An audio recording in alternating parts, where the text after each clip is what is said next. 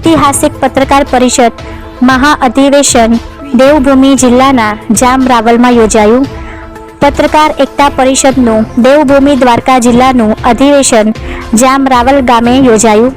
प्रदेश अध्यक्ष श्री लाभुभाई कात्रोडियाना अध्यक्षस्थाने यजमान मनोज सोनी અને જિલ્લા પ્રમુખ અનિલ લાલનું આયોજનને સફળતાના કળશ ચડી ગયા।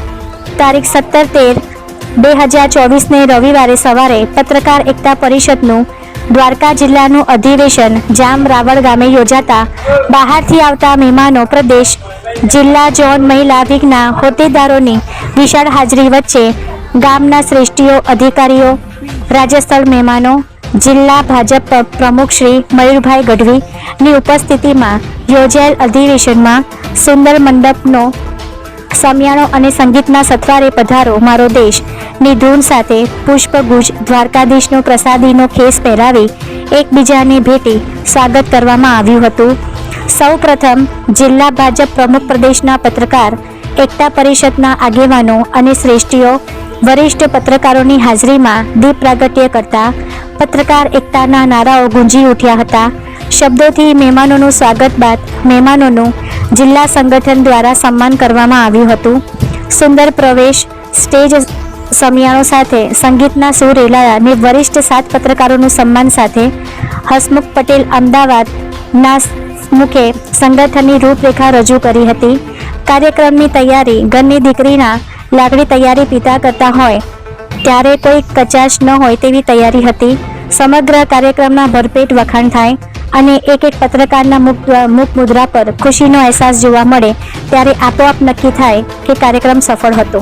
મનોજભાઈ સોની વિદેશની ટૂરમાં વ્યસ્ત હોવા છતાં એક ટિકિટ છોડી બીજી ટિકિટ લઈ જામ રાવળ પહોંચ્યા હતા અને સતત સવાર સુધી કાર્યક્રમની તૈયારી કરી અનેક યુવાનોને ઊભે પગે કામે લગાવ્યા હતા।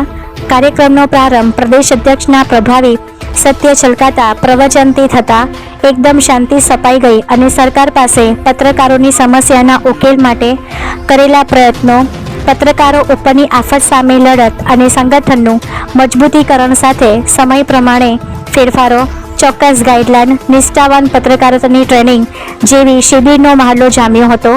વરિષ્ઠ પત્રકારોના શબ્દ ઉચ્ચાર કંઈક એવા હતા, આટલું સ્પષ્ટ વક્તવ્ય ક્યારેય સાંભળ્યું નથી, પત્રકારોની ચિંતા કરતું સંગાત પણ જોયું નથી। ફરી બીજા અધિવેશનનું આમંત્રણ આપી સૌને જોડવા અપીલ કરી હતી।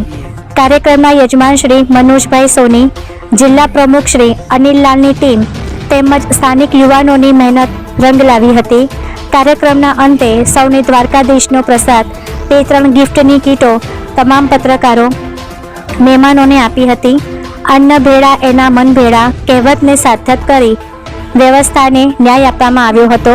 આભાર વિધિ શ્રી મનોજભાઈ સોનીએ કરી હતી। અહેવાલ અનિલ લાભુભાઈ કાત્રોડિયા, અધ્યક્ષ પત્રકાર એકતા પરિષદ ગુજરાત। આજે જામ રાવળ મુકામે એટલે કે દેવભૂમિ દ્વારકા ધાર્મિક સ્થાનમાં પત્રકાર એકતા પરિષદનું જિલ્લા અધિવેશન રાખવામાં આવ્યું।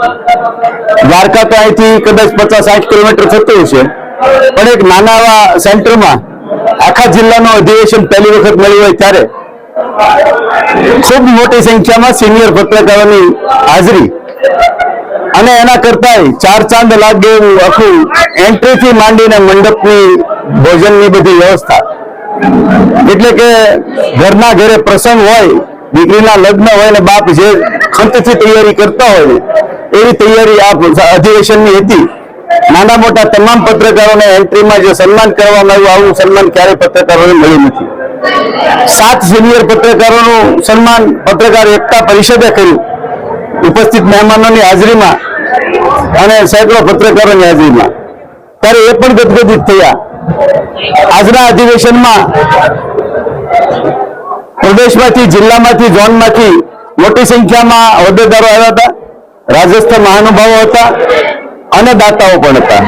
આ બધાની હાજરીમાં ખૂબ સુંદર રીતે જેવું આયોજન હતું એવું સફળ અધિવેશન થયું છે। ત્યારે આયોજક ટીમમાં અનિલભાઈ લાલ, મનોજભાઈ અને એની આખી ટીમને આખી રાત જાગીને જે યુવાનોએ તૈયારી કરી છે તમામ યુવાનોને ખૂબ ખૂબ અભિનંદન આપું છું અને અત્યાર સુધીના 26 સંમેલનમાં આ 26મું અધિવેશન જે છે ને એ 25 કરતા સર્વશ્રેષ્ઠ છે એવું હું નહીં, એક પત્રકાર બહારથી આવેલો બોલતો હતો એ સાક્ષી છે.